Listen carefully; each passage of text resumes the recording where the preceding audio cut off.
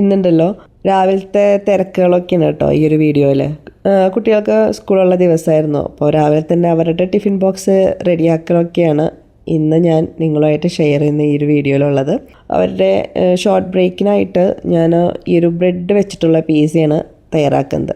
അപ്പോൾ ബ്രെഡ് ഇങ്ങനെ കട്ട് ചെയ്തെടുത്തിട്ട് ബാക്കി പരിപാടികളൊക്കെ ചെയ്യാമെന്ന് വിചാരിച്ചിരിക്കുമ്പോഴാണ് അവരുടെ ഈ ഒരു വാട്ടർ ബോട്ടിലുകളൊക്കെ ഒന്ന് കഴുകണം, നന്നായിട്ട് ക്ലീൻ ആക്കണം. അതിനായിട്ട് തിളച്ച വെള്ളം ഒഴിച്ചിട്ട് അതിൽ ഡിഷ് വാഷ് ലിക്വിഡൊക്കെ ഒഴിച്ച് ഇങ്ങനെ വെക്കും കുറച്ച് നേരം. എന്നിട്ട് പിന്നെ അതിങ്ങനെ കഴുകി റെഡിയാക്കി എടുക്കുക ചെയ്യാം. അപ്പോൾ അതിനിടയ്ക്ക് ഞാൻ ചോറ് വെക്കാനായിട്ട് വെള്ളം വെച്ചിട്ടുണ്ടായിരുന്നു. അത് തിളച്ചു, അതിലേക്ക് ഞാൻ അരി കഴുകിയിടുകയാണ്.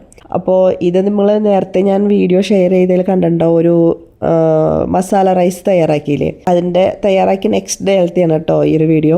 അപ്പോൾ പിറ്റേ ദിവസം കുട്ടികൾക്ക് സ്കൂളിലേക്ക് അത് വേണമെന്ന് തന്നെ പറഞ്ഞ കാരണം അവർക്ക് വേണ്ടി വീണ്ടും ഞാൻ തയ്യാറാക്കണം. അതുണ്ടാക്കുന്നതിനിടയിൽ കൂടെ ബ്രെഡ് പീസയും ഞാൻ റെഡിയാക്കുന്നുണ്ട്.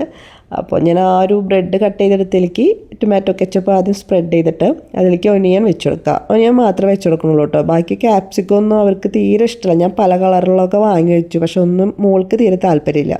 അപ്പോൾ ഒനിയൻ മാത്രം മതി എന്ന് വിചാരിച്ചു.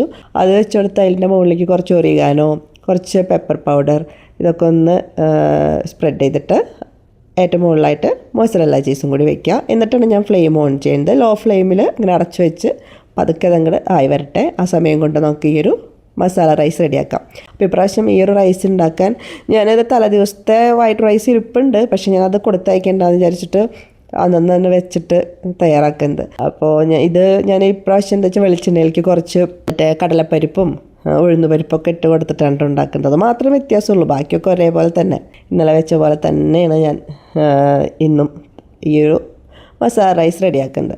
അതിൻ്റെ ഇടയിൽ കൂടെ ഞാൻ ആ ഒരു പിസ്സ ഒന്ന് തുറന്ന് നോക്കുന്നുണ്ട്, പിസ്സ ഇതായി വന്നോ ശരിയായിട്ട് നോക്കിയിട്ടുണ്ട്. അപ്പോൾ അതൊക്കെ റെഡിയായി വന്നു. അപ്പോൾ ടിഫിൻ ബോക്സിലേക്ക് ആക്കാൻ കേട്ടോ ഈ ഒരു മസാല റൈസും ബ്രെഡ് പീസയും ഒക്കെ. പിന്നെ വാട്ടർ ബോട്ടിലൊക്കെ കഴുകി അതിൽ വെള്ളമൊക്കെ ആക്കി അവരെ അങ്ങനെ പറഞ്ഞു വെച്ചു. ഈ ഒരു റൈസ് റെസിപ്പി ഏത് റൈസിൽ വേണമെങ്കിൽ നിങ്ങൾക്ക് തയ്യാറാക്കാം കേട്ടോ. പക്ഷേ ഈ ഒരു പൊന്നി റൈസായാൽ പെട്ടെന്ന് വെന്ത് കിട്ടും, ആ ഒരു ഉപകാരം ഉണ്ടാവും. അപ്പോൾ എന്തായാലും ഇത്രയേ ഉള്ളൂ കേട്ടോ ഇന്നത്തെ video. See you next video. Till then take care. Bye by.